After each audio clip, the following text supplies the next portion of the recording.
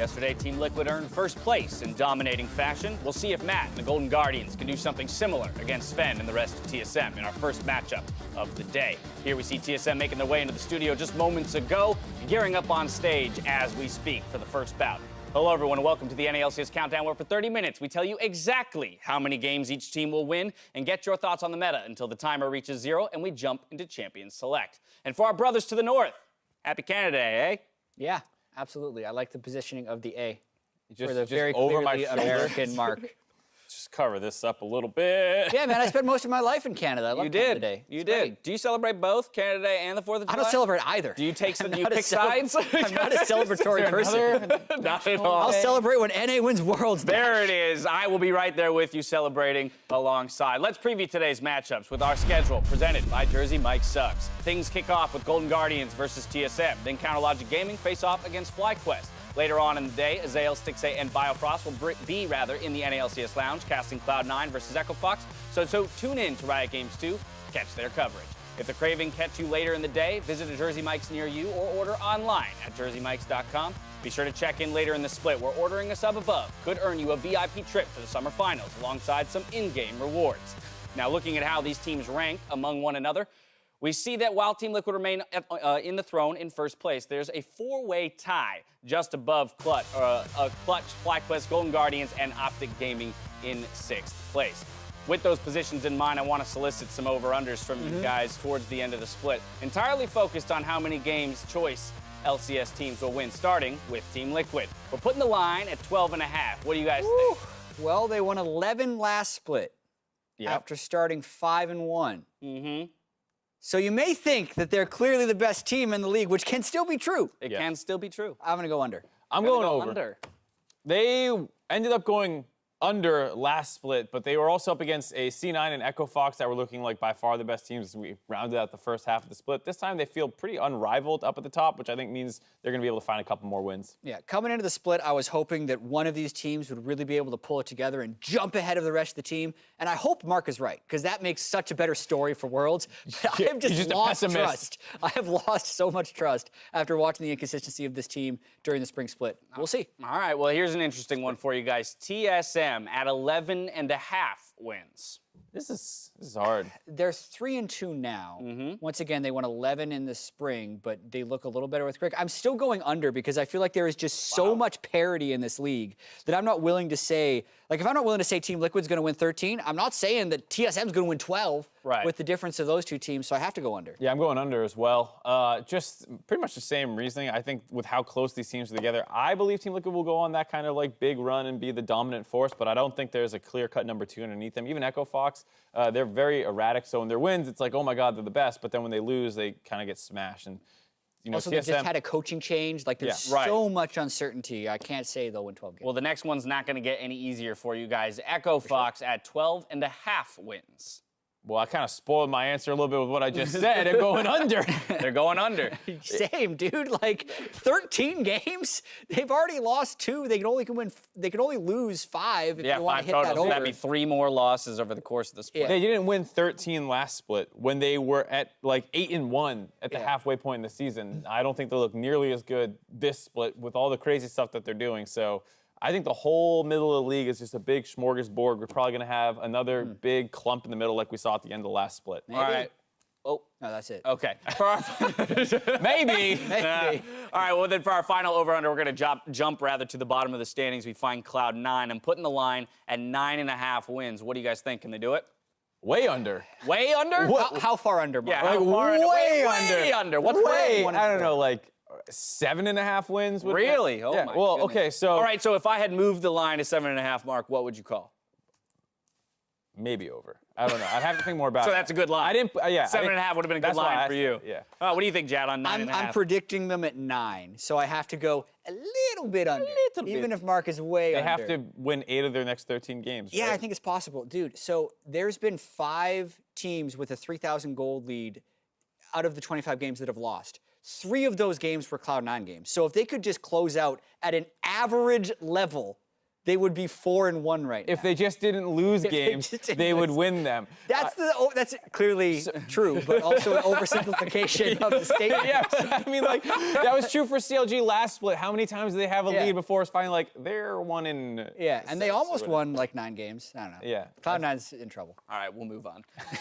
We'll see where teams place at the end of the season and which teams will be going to Oakland. Make sure to pick up your tickets 1 week from Monday, July 9th, so you can join us at the Oracle Arena, where we will crown our summer champion. And when the game hangs in the balance, sometimes a Captain Jack QSS or a perfectly timed smite can turn the tides, but then there are players who pull the trigger as soon as they see the opportunity, just to say, I'm helping, presented by State Farm. About 26 minutes into their game versus Clutch, Aframu catches Apollo stepping up just an inch too far and finds the fight his team needs. In turrets, because that bot lane push from Jax to just equalize that. And there's a catch in the front side. Look at the damage output there. They're going, and Apollo is gone already. 5v4. You cannot do Baron here. You see Ezreal? But Come here. I'm bottom. He's down. Ezreal dead, Ezreal dead. No W. You can play. Aatrox. Yeah, Aatrox. W and 2. No Come W. on, I'm gonna exhaust him. Yeah. No. Lulu to flash. You can dive. You can dive. That was a pretty good play by the former MVP. It was so fast. I remember I was looking away for like half a second, and we're like, where'd Apollo go in that fight? It's like, oh, he was gone before it started. Right, then we saw the replay. Yeah. It was like, oh, that was instant. Yeah, I actually thought Clutch, the first time I saw that play, I thought Clutch was the one engaging because I didn't even see Afro go in and start that fight out. Apollo's like, I got this, guys. I'm going in. Oh, no, I'm not. All right, keeping in mind the state of the game and some of the results we saw yesterday, I want to present some completely reasonable statements in an installment of overreactions. First up, the Golden Guardians are frauds. Fair statement. Sign me up. I'm on board with that one. All right. Frauds based on what? We'll break it down. So Yeah. we have been talking all split about this team through 2 weeks having that 500 record and possibly looking much better than they did in spring. So basically, we're projecting towards the end of the split.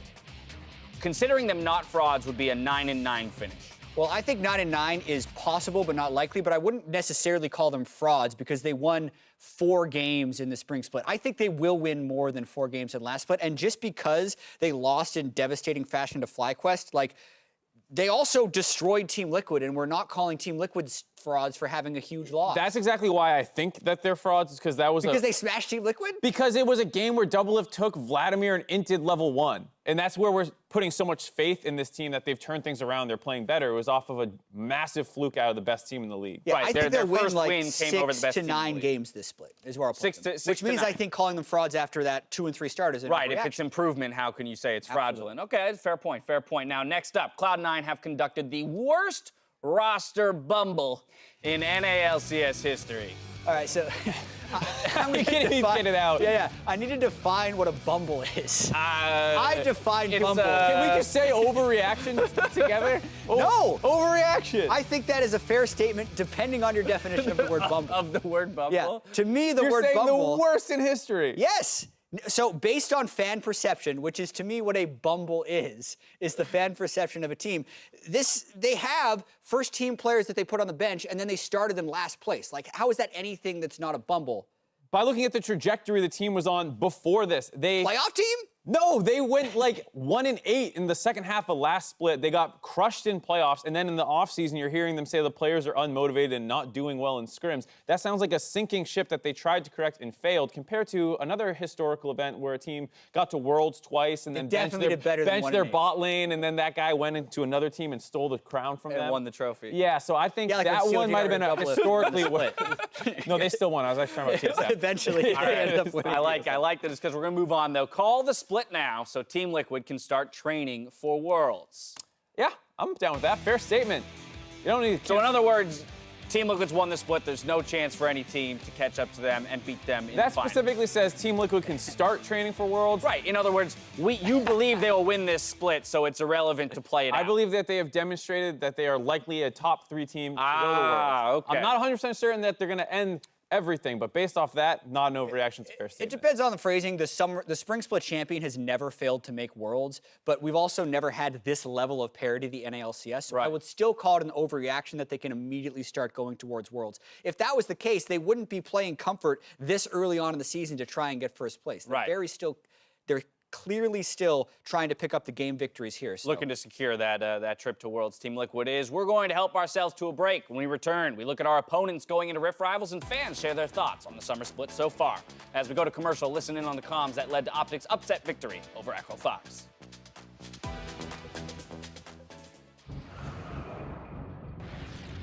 It's my time, bro. It's my time. It's my time, Arrow. It's my time, Arrow. Hey, it's your time.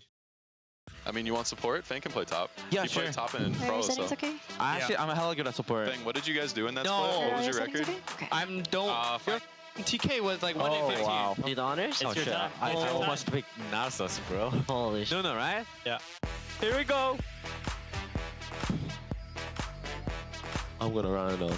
I want to run it down Okay. mid lane, and there's no regrets. I feel like Irelia Sedge is like Too strong. Yeah, I feel like, if we way get that, too it's going to strong. be over. I think a funnel too. We're way more comfortable playing this kind of style. Let's go, boys. Let's go. All right. Channel? No, I think he's gone. I think he's gone no matter what. Yeah, and I'm Oh, not- Shadow. Yeah. That's okay. Yeah, this is fine. Okay. We're Okay, I'm collapsing. sorry, We're I'm collapsing. playing so. I'm playing so. I'm over here. I'm over here. Cart the scan side. Kaiser? He can. He can. It's there. You got it. Nice. Holy moly. Hey, get him either way. Get him. Okay, Good job, nice good job. bang. 2.3k by the way. 2.3k. They're suiciding. Just calm down. I knocked them both out. Knocked them both. Kill- Okay. No flash. I'm nothing. We don't have to. We don't have to. Get out. Get out. I got no O. I exhausted Kaisa. I got no O. Okay, no, this is good. Fight with Johnny. Kaisa. I got Kaiser. Okay, Kaisa's I dead. got Kaiser. You guys can win. Aurelia's dead. You guys are winning. No. I can win this. I can win this.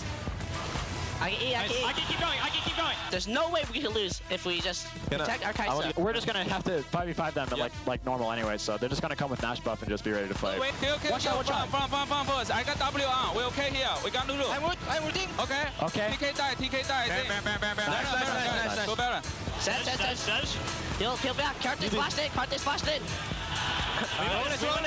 Let him alone. I'm gonna push me. I'm here. You can go mid. Can you see him? Yes. Nice. And Good, all good. Close one, yeah, close one. And the game, boys. Good shit, boys. Let him out from the Good shit, buddy. Good shit.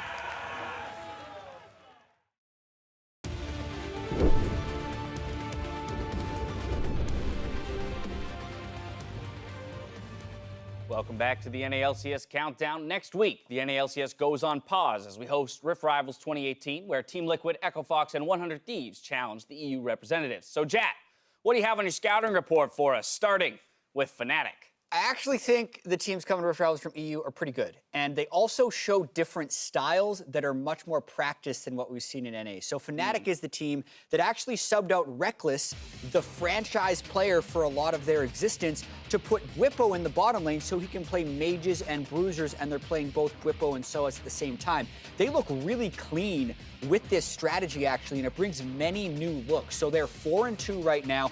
Whippo has actually put up some pretty good numbers playing in the bot lane role. Also has a mustache, which no one else in the North American LCS sports. Great facial hair. He performed well at MSI for the squad, and so to see him down in the bot lane will be interesting. Moving right along, though, I want to talk about G2, another team that has shown us some interesting strategic maneuvers. Yeah, they were kind of the really forefront of the Western teams to go out and go all in on these funnel strategies, and Perkz has been absolutely crushing it as a result, and they are probably one of the ones that influenced Fnatic, because early on, some of the losses that Fnatic was taking was when they were trying this funnel strategy with Reckless before they pivoted and found their own style, but G2 from the very get-go has had their 6-0 in Europe and has looked like the dominant team over there. Look at his numbers. It looks like he's smurfing. 50% of the team's kills. Like, this is what you dream of when you think about what a funnel would look like if everything works out. Right. And that's just happened all of the time for G2. So this is after Sven and Mithy came to NA, didn't even make it back to Rift Rivals. Perkz is coming in as an undefeated EU LCS team, who didn't win the spring split, but still were top 2. So G2, I think, will bring in, I hope they play funnel here, because I want the teams here to get tested. experience what a proper funnel looks like. All right, third and final team coming from EU is Splice. What are our thoughts there? Yeah, this team actually was the third place team, has some good players, but had a very slow start in the spring split. 0-4. They were 2-0 last week, so this is your muted expectations for the European teams, like the Phoenix 1 of last year coming in. You never know what's going to happen. Yeah, you never know, man. They show up. I like that comparison, though, because, you know, P1 had a slow start last time, and they came back, and they had talented players. And, you know, Splice, maybe it was just the start of the meta. They weren't accustomed to it. They start finding their footing, and they could be more than we're bargaining for just based off looking at their record in Europe. Yeah, Ottawamne, Kasing. I remember these are that guy, household names. Niski. He played for Envy. He has some good games. They got some players. Yeah, for sure, for sure. Okay, well then the question is, how will the NA team stack up to those three in terms of competition? I'm not loving our chances, to be honest. Like, I think Team Liquid is the obvious hope for North America. Right. They have their standard play style. There's a team in Europe doing that as well in Misfits, so it's not like this kind of really standard approach to the game is going to surprise them, and they should all be kind of accustomed to it. But outside TL, you really start seeing some issues. Yeah, analyst me is worried, but we're going to smash them. We're gonna smash. There we go. That's Your the brain is confidence like, I want warning. to hear. Some days Warning. Jax was good. Wait until you see Brandini and Levi, the 100th Yeah, starters. man, of I'm Rift ready. Rivals. I'm ready. I mean, coming. it's an interesting thing, right? I like the point of TL playing standard, yet one of the top two teams in EU not attending this tournament is a standard team, and so not necessarily going to surprise anybody by sticking to that standard meta. In the summer split, with lots of changes on and off the wrist, we decided to ask fans here today, what their thoughts were on the summer split, both in and out of game. Take a look. So what I like the most about the new meta is you don't have to play an ADC bot, because that's gotten really annoying how broken ADCs have been. You can see teams that think in NA mainly that standard ADC is better, and then where you see in like more Korea, they're playing more mages. You'll see a Yasuo, you'll see a Norelia. What I like the least about the new meta is definitely the funnel strat. Funnel strat because it's kind of boring to play against and also boring to watch. I enjoy the fact that I can kind of play like Yasuo or just anyone really anywhere. Like you can run him top lane, bot lane, mid lane. The fact that we're able to basically play anything, anywhere. Some thoughts from the fans in attendance today. How do you guys align with what was just said? Pretty much the same. Yeah. I think a lot of people, even the pros, are having the same opinion where, yeah, funneling's very strong, but it's not the most interactive play style that you can have around, and everything else is all great about the meta. I definitely like funneling more than the average person, but I also kind of like lane swaps sometimes. I love lane swap. swap. Jat does love the funneling because he loves to be the one who gets funneled. Anyway, mostly because I want to hear the newest jingle. Let's move things right along, to this week's Jat Stats.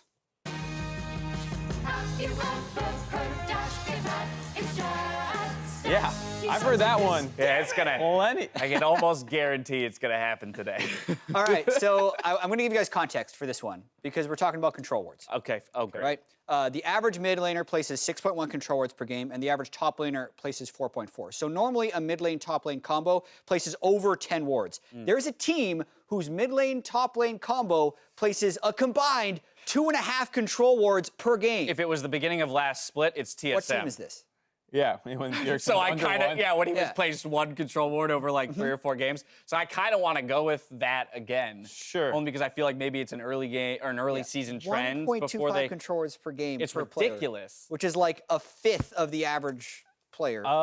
This is going to be a kind of shot in the dark. I'll go with Optic. Maybe a lot of the funneling strats keep him more focused on using his gold for items and I'll go Aloran with coming TSM. in. Echo Fox. Ah! Phoenix and Huni have not placed, and that 2.5 is wait, combined. yeah, How are was you about to say- classifying mid laner, top laner? The submitted roster position. Oh my God, that is such a cop-out. Otherwise it would have been correct. Oh, come on, they just say. yesterday or like a couple days ago, all we were right, talking next about how question, stats very are clear. ruined because Double of the, lift on average. I refuse my. You're wrong.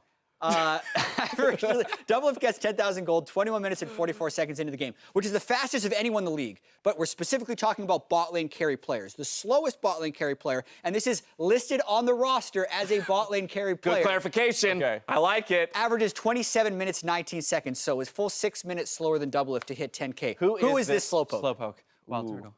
You think it's turtle? I was thinking Because he's a that too. turtle? I think Is that, it's, yeah. that's what it is. breadth You of got your it. analysis? Yeah, it just Has he been that word behind, slow association. in Tortoise is game? slow. Wild I'll- Turtle. I'll go with Arrow. I'm just sticking on Optic for some That's reason. okay. A fair one as well. I'm gonna go Turtle. You got it. It's Arrow. Yes. The only reason I'll say this is because Come on! he gets no help in the bot lane. They It's just true. slowly lose the game. I was actually from the bot visibly lane. upset when he took a kill from Power of Evil. You yesterday. were. What? Yeah, no, he was yesterday. Remember that? When he's like, Arrow, what are you doing? It's Ezreal. Okay, Fine. we only got 6 minutes left, and we got a lot of content That's to cover true, we got before a the lot game to do. start. Another stat, context. Talia and Galio have at least a 20% presence rate and have a 100% win rate in the 2018 summer split. So, in the history of the North American LCS, with champions with 20% or greater presence, who has the highest win rate in NALCS history? So this is basically like, what is the best champ in pro play ever? This is a multiple choice question as well. Oh, okay. And you're going to have a thank chance goodness. to ask the audience. So you're going to get to think about I was this thinking one. Zach. Your choices Zach was what popped into my are head. before the Tristana, choices Zach, even came Callista, up. and Elise. Well, Let's send it to Avli to ask Try the this. audience. Yeah, please, help. All right, Dash, I can see that you are struggling today, but I brought some friends to help you out. So, guys, champion with the highest win rate. Let me hear you for A, Tristana. No? Not much for Tristana. What about B, Zach? Lots for Zach. C, Callista? Ooh, and D, Elise. Not much for Elise. Dash, it looks like it's either Zach or Callista. What do you think? Hope this helps. Audience says B or C. Which I think are the two most reasonable answers because when Callista has been meta, she's always been incredibly strong. Like, so when she's been played, she's always been top tier, which implies that her win rate would be high. Zach, I feel like is almost a bait just because of the Meteos days, where you have this, like, I have this fond memory. Audience gave you a choice. They said, I'm going to go Callista. I'm going to go Callista because of how powerful. I'll take Zach. We'll All split right, it up. we'll split the difference. Audience. It's Zach. I knew it! I was going to go Zach, even if he went Because Zach. it was his gut, too. It That's was the my funniest gut, part. and then Why would you? Yeah, I have some fun facts to go with it. Elise is the most picked ever. Tristan is the second highest win rate ever. And Callista was just a total bait. She's got like a sub 50% win rate. But that's it. so 0 for 3 on Dash, 2 for 3 for Mark. Good job, man. Man, You get this- it. Oh, hey. Yeah. I hate this so much. stats. Real All right, but I have to read. Ahead of Golden Guardians versus TSM today, Coach Tyler talks about how Mickey gelling with the team will lead them to playoffs. I think, of course, there's some pressure on getting a win against TSM today. We're 2-3 now in the split, and we really want to prove that we're here to fight. Like, we had a really good run against Echo Fox, and I think TSM is one of those teams where they can always have a really strong showing. They have a great roster, so we're really looking forward to testing our strength against them today. I think Mickey's actually surprisingly gelled really well with the team. Overall, his English wasn't the best when he got here, and it's been improving slowly, but he's making strides on like a person-to-person level that you can make even when his English isn't that great. So I think he's doing very well so far. I really hope that we make playoffs. My expectation is that we push ourselves as hard as we can in order to do that, and I think we're on the right track for that. The expectation there is that they make playoffs. If they want to do that, of course, they got to start picking up the wins. We talk about the bar usually being about that 500 mark. With all of this in mind, I want to get win conditions on the board for our first game of the day. So, Mark, you're up first, the Golden Guardians. I'm going to go with fight early and fight often. It's something that's worked out decently well. They like playing the, feels like, bloodier games, and they should do that against TSM, who can be a little bit of a slow starting team. You can run the funnel if you want, but if you do it, just make sure you go for one of the more aggressive ones, not the Kaisa Nunu, more like the Lucian Brahms or maybe the Aurelia Sejuani that we've seen before. I like a lot of their drafts, and I think they have really good ideas. It just feels like the team always flubs some part of the execution. All right, if the Golden Guardians are looking to fight early and fight often, Jat, what does TSM want to do? Wait for Golden Guardians to make a mistake. Because honestly, when TSM has tried to accelerate their game, and a lot of the times where we're saying they're playing slow, it's because they tried something that backfired. And I think the games they've won have actually been when the other team tries a dive on them or something silly. Sven picks up 2 kills and then goes and carries late game. Fighting early and fighting often, that's what Contracts had in his head on Braum yesterday when he flashed into 3 people and did 0 damage and died. I don't call that So maybe fighting. he's learned from that Why do you experience, call it? right? All right. Okay, well, those are the win conditions for the first game of the day. Before we hand it over to the arena, let's gather some predictions for the day. And I want to say that I'm not impressed with the performance you two have been putting up so far in the summer split. Gentlemen, it is I, Vedius, back sorry, once what? again. I've infiltrated your set, and it now belongs to me. I've come because I've been watching your predictions say, week how did after week, and I'm isn't just it like disappointed. bedtime over there for Vedius? You need my help. You need me to come and save you. Now, I remember, yes, I'd rather Jack, go you were 0 for 100 victorious the than last have time Vedius help me. that we battled. But that's because I'd like to change my win. I predictions to the couldn't let opposite the of premier Vedius's analyst predictions. go Yeah, Jat, and be he defeated just by called you out. European analysts. But things are different now. Things have changed. Rift Rivals is next week, and it is about time that we proved who the superior region was. Okay. Mark, Mark, the big boys are talking right now. I need you to just There's only one person Jack. talking. I see that you've been struggling, so it's okay. You and I, we can have a bit of a back and forth. I'm here to offer my counsel, and I bring with me my predictions. Okay. Dash, I'm sure you have them What are they, already Betty? prepped. So, gentlemen, best of luck on this If week's they're the predictions. same as mine I'm sure we're after going to all have a of lot of this, fun, that'd be so especially funny. when Rift Rivals comes round. But with that, I will bid you adieu. Fairly well. Fairly well. Goodbye. Fairly well. Hope his chair Goodbye. trips. He just falls off the back of the stage. All right, predictions up on the board. He has the same predictions as me. Jack, come on. You're doomed. All right. Get yeah, out so while no you matter can. what, no matter what, you and Vidius will finish the same on the day. Did you want to go and reverse all of your predictions? No, I don't. Oh, I like my you had predictions said today. it. You had said it. Mark, you're the one who chose differently in games 2 and game 4. We have 30 seconds. You want to say anything? Rolling the dice. CLG, Rolling the dice on FlyQuest. This feels like the perfect CLG letdown game. That's basically my only reasoning. All right, 20 seconds ahead of game time. Jat, you're doomed. That's all I have to say. Let's hand it off to the casters to get us into the games.